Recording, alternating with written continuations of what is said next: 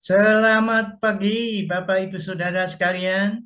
Selamat datang dalam acara Sarapan Sabda bersama saya, Pak Saparman. Sarapan kita pada pagi hari ini diambil dari Matius 23 ayat 23. Nah, ini gampang mengingat nih. Matius 23 ayat 23 dan topiknya juga apa topiknya mudah diingat yaitu persepuluhan. Nah, ini persepuluhan ya.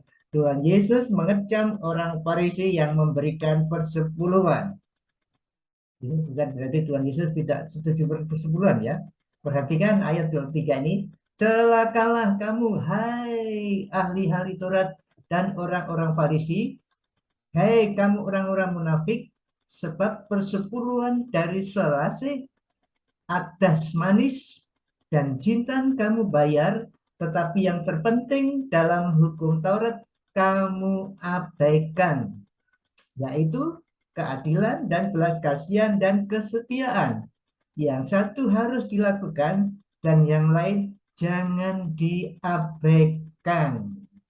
Jadi celaka memberi perpuluhan, bukan begitu maksudnya, jelas sekali, yaitu mengabaikan keadilan dan belas kasihan dan kesetiaan. Orang Israel diharuskan memberikan persepuluhan. Karena apa? Dalam perjanjian lama itu Tuhan ingin membuat sebuah atau mendirikan sebuah negara teokrasi, rajanya Tuhan. Sebetulnya tidak ada raja, tapi karena minta raja ya, tapi sebetulnya tidak ada raja, rajanya langsung Tuhan. Dan orang-orang Lewi diberi tanggung jawab untuk mengelola persepuluhan.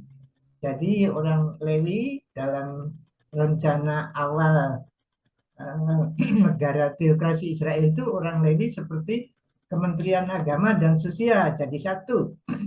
Perpuluhan dikelola oleh orang-orang Lewi, digunakan untuk janda, yatim piatu, orang miskin, dan orang asing yang perlu. Nah, ini seperti itu. Tetapi rupanya Farisi ini merampok, ayat-ayat sebelumnya ya, merampok janda-janda, janda yang seharusnya dapat bagian dari persepuluhan, tetapi diabaikan. Makanya keras sekali Tuhan Yesus. Kamu mengabaikan yang penting, yaitu keadilan, belas kasihan, dan kesetiaan. Nah, Bapak Ibu Saudara sekalian, di sekitar kita gereja-gereja berbeda pandangan mengenai persepuluhan. Ada yang merupakan keharusan persepuluhan, seperti orang Israel itu harus memberi persepuluhan minimal. Ada yang tidak, karena suruh memberikan segala sesuatu milik Tuhan, jadi tidak persepuluhan. Ya, mereka mempunyai motif masing-masing juga yang memberi persepuluhan. Ada yang persepuluhan itu bagus untuk latihan ya, karena kita diminta segala sesuatu milik Tuhan. Tapi latihan dulu, 1/10 diberikan kepada gereja, nanti 2/10, 3/10, lama-lama kalau mati nanti ditinggal tidak kaget, begitu. Ada yang seperti itu. Tapi oke, tidak masalah, ada berbeda-beda pendapat, tetapi pasti pendapat yang sama, keadilan, belas kasihan, dan kesetiaan itu lebih penting dari persepuluhan. Mari kita bijaksana mengelola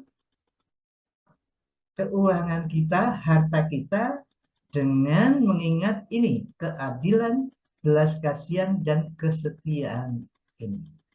Boleh Bapak Ibu teruskan memberikan persepuluhan dalam gereja atau pendeta saudara menurut aturan gereja Bapak Ibu saudara masing-masing, tetapi mari kita ingat belas kasihan, keadilan, dan kesetiaan. Jangan diabaikan, katanya. Ya, semoga kecaman terhadap orang Farisi mengingatkan kita untuk mengelola keuangan yang dipercayakan Tuhan kepada kita. Mari kita berdoa. Terima kasih Tuhan Yesus, Engkau mengingatkan kami untuk mengelola keuangan kami dengan tidak mengabaikan keadilan, belas kasihan, dan kesetiaan. Oh Tuhan, kami mohon bimbingan-Mu untuk menyeimbangkan antara persepuluhan dan belas kasihan, kesetiaan, dan keadilan ini, sehingga hidup kami berkenan di hati-Mu. Terima kasih dalam nama Tuhan Yesus. Amin.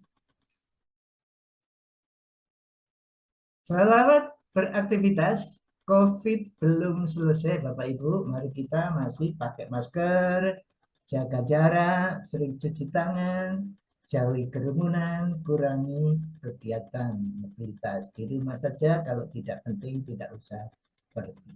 Tuhan Yesus memberkati Bapak Ibu, Saudara, dan saya. Amin.